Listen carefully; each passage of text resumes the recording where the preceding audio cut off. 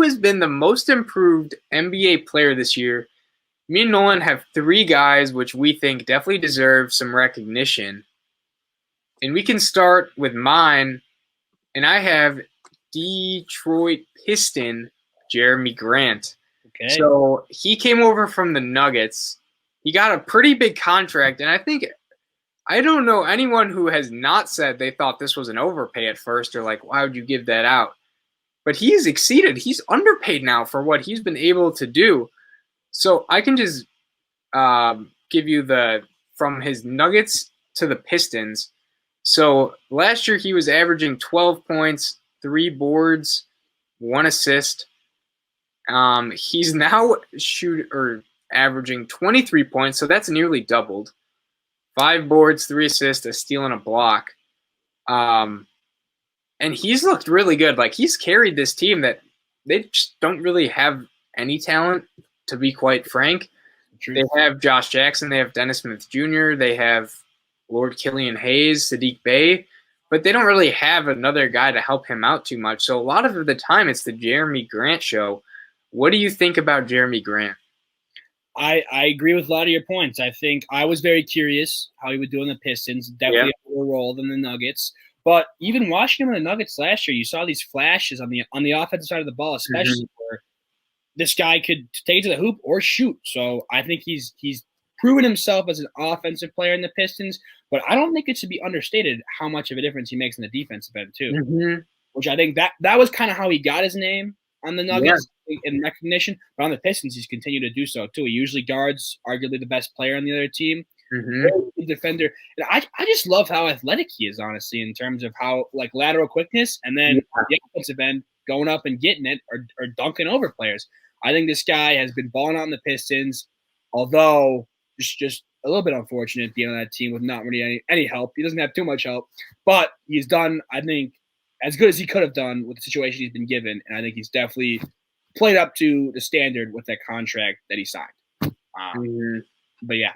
I think the other thing too, just for his sake, is when he was on the Nuggets last year and when he was on the Thunder previously, he was more seen as just an athletic wing who can occasionally hit the three and play solid defense. That's all he was viewed as.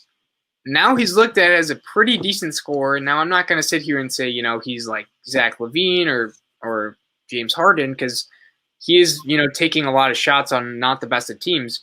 But it's still crazy, just the year-over-year transformation that he has had and kind of switching his own narrative about who he is as a player. So shout out to Jerami Grant for that. Definitely. And I think, as you just stated another person's name, so it could be a good bridge. I think the next guy we're going to talk about is the man of the Bulls, Zach Lavine. Okay. Too.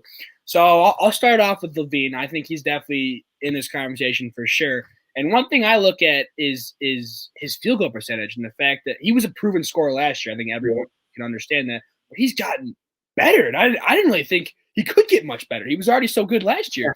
But he was shooting last year 45% from the field, this year 52%. And he's had games, too, where he just doesn't miss. And he takes some shots, too.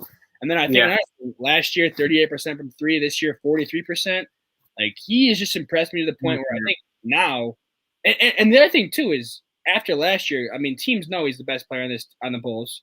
You got a game plan for him. And no one can really game plan for him.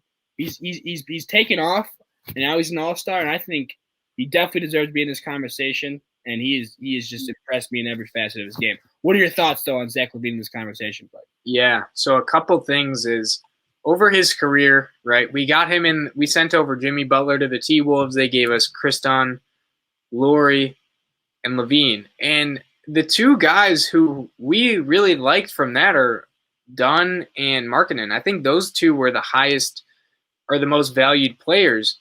But Lavine has been the best of those two by far, far away. He came in as only really a dunker, wasn't the best on defense. Then he got a better three-point shot. Then his handles got better. Then he just became an all-around better scorer. And this year, what I really liked about him is he's not really that much of a liability on defense. I'd say he's pretty average, if not, maybe a little plus, but he's not insane, but he's at worst an average defender to where he's not getting burnt to a crisp. And I think one of the things with just him overall doing better is not having Jim Boylan. I think Billy Donovan's brought a huge culture change to this team. They look a lot better. He has all these guys playing a lot better than most people anticipated. One guy, Thaddeus Young, no one thought he'd be doing what he's doing, and it's not like he's, going to be an all-star or anything, but he's played a lot better, and I think he's part of the reason for Zach Lavine playing better.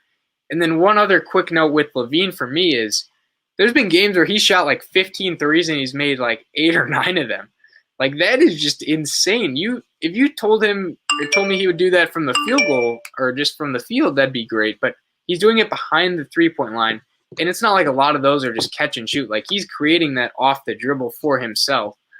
He split double teams really well. His passing's gotten better. He's been awesome to watch this year. Awesome. Yeah, no, all around, he's been a stud. First-time All-Star, very deservingly so, and definitely in this category too. However, I think there is one more player that we were going to in this conversation who may even be the favorite in this conversation, and that is the man over in New York, Julius Randle. And I always kind of loved Julius Randle's game because he was kind of just a scrapper who would just bull rush anyone and take it to the rim, play hard. But one thing this season is his shot has just gotten ages better. And one thing I think is sneaks on that is he's never really been a good three-point shooter. And last season, I think he was shooting 27%. This season, he's up to 41%, which is better than a lot of just three-point specialists maybe even. Is right on that level, which has impressed me so much. And I think he really has just improved so much. But what are your thoughts on Randle's game and Randle's fitting into this conversation?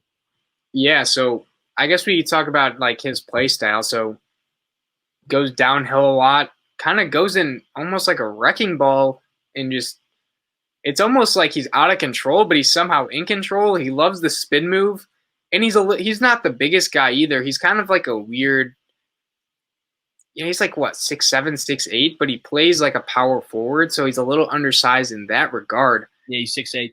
Yeah, but dude, he's been insane to watch this year. And for the Knicks specifically, like, he's the main reason they are in the playoff picture right now. I mean, over the last few years, they've really not been good. He was never as good as he is right now. He's gotten increasingly better over the years. Sky's the limit for him, to be honest with you. I think, what is he averaging? Like 20, 23 a game. He has the Knicks in playoff contention. And then a couple of more things on him is I think Thibodeau does seem to get the best out of his players. I think we saw that with the Bulls. Whether that was with Luol Deng, Joakim Noah, like, he gets the best out of his guys. And then one man, he's free now. He was in jail since 2014. This is a bit of an X factor here, but Bobby Shmurda has been released from jail, so he's a New York rapper. He's in jail for 6 or I believe 7 years, somewhere in that, but he's free now. He's in New York. I think that might have a little bit of, it's been putting some joy into the Knicks locker room. What are your thoughts on that? I totally agree. I think there is a culture change in New York City right now. I think it started with the Knicks playing good off the start of the bat, and now Bobby Shmurda's free. Well, I don't know what else is going to happen. I'm excited to see what happens, but there's a culture change there. We got Tom Thibodeau, and D Rose is back. Yeah, he's there. He's back. He can't escape Tom Thibodeau. He can't. He really can't. Literally. I love that X factor. I think it, as funny as it may sound to some, I think it does play a pretty big role in this. The spirits are up for the Knicks locker room and the rap game in New York. And now we're going to transition